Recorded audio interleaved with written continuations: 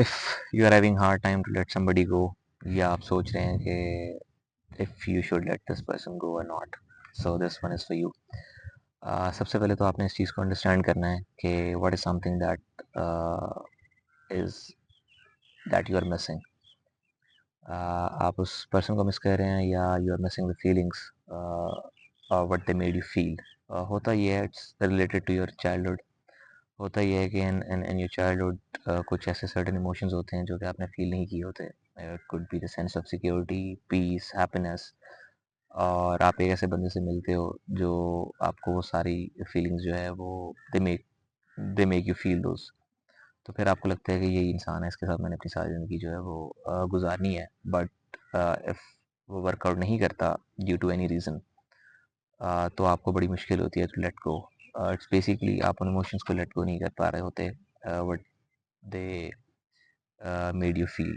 और आपको ये लगता है कि मुझे कोई दूसरा जो है वो मिलेगा ही नहीं कभी। ऐसा नहीं होता। सबसे पहली चीज़ तो ये है कि आपको सिट डाउन करना पड़ेगा अपने इमोशंस के साथ। अक्सर ये होता है कि इस तरह की कोई चीज़ होती है तो हमारे जो डिफेंस मैकेनिज़्म होते हैं वो आ जाते हैं। आप जिम स्टार्ट कर दोगे, यू वर्किंग हार्ड, आप जॉब पे ज़्यादा टाइम जो है वो स्पेंड करना शुरू कर दोगे, you working 14 hours a day. आप हर बात पे जो है वो ये स्टार्ट क्रैकिंग जोक्स, जो कि एक डिफेंस मैकेनिज्म होता है जो कि एक हद तक ठीक होता है in the beginning, but long term में वो चीज़ सस्टेन नहीं कर पाती, बिकॉज वो फीलिंग्स जो हैं, वो इमोशंस जो हैं, they will always come back until और अनलेस आप उनके साथ बैठ के उनको प्रोसेस नहीं करते।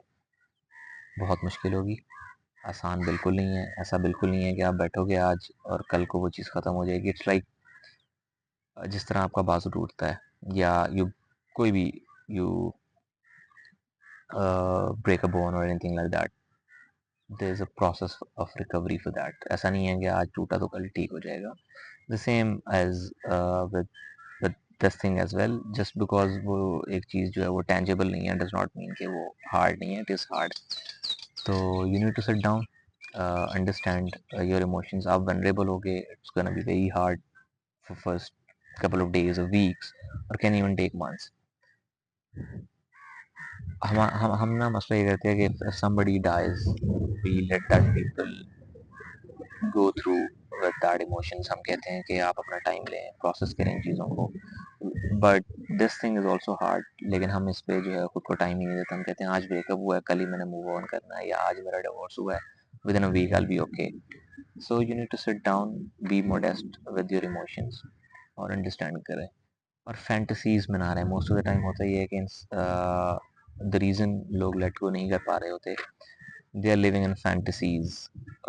वो हमेशा ये सोच रहे होते हैं कि अगर ऐसा होता तो ये होता, अगर ये हो जाए आगे तो ऐसे हो जाएगा।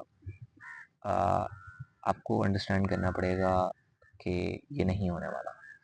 It's done, there is no way that person is coming back in your life, and you have to be okay with it. And तब जो है वो आप इस चीज़ को जाके जो है वो प्रोसेस कर पाओगे। And take your time, understand everything. The one thing जो मैं बोलूँगा इज़, जब आपकी कोई इस तरह की कोई चीज़ होती है ना, take that whole relationship as an whole. Don't act like yourself. उस चीज़ को एज ए होल लो। देखो कि कहाँ पे क्या चीज़ें हो रही थी, कहाँ पे क्या चीज़ें जो है हुई हैं, एंड you'll understand कि relationship was over way before than you thought। बहुत पहले ही जो है वो चीज़ उनकी तरफ से शायद ख़त्म हो चुकी थी।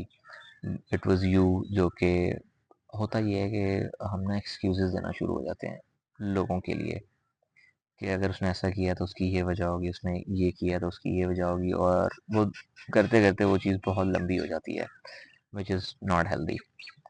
सो sit down with yourself, process करो अपने इमोशंस को, and then let them go, because it's the best thing to do. It's the best thing to do. वरना वो चीज़ आपको होल्ड ऑन करती रहेगी। आई हैव सीन पीपल जो कि ब्रेकअप के 5-6 साल बाद भी जो है वो लेट गो नहीं कर पा रहे होते, because it's hard for them. और अगर आप ऐसा करोगे तो you're not allowing anybody else to come into your life and give you something that you want. So just let them go.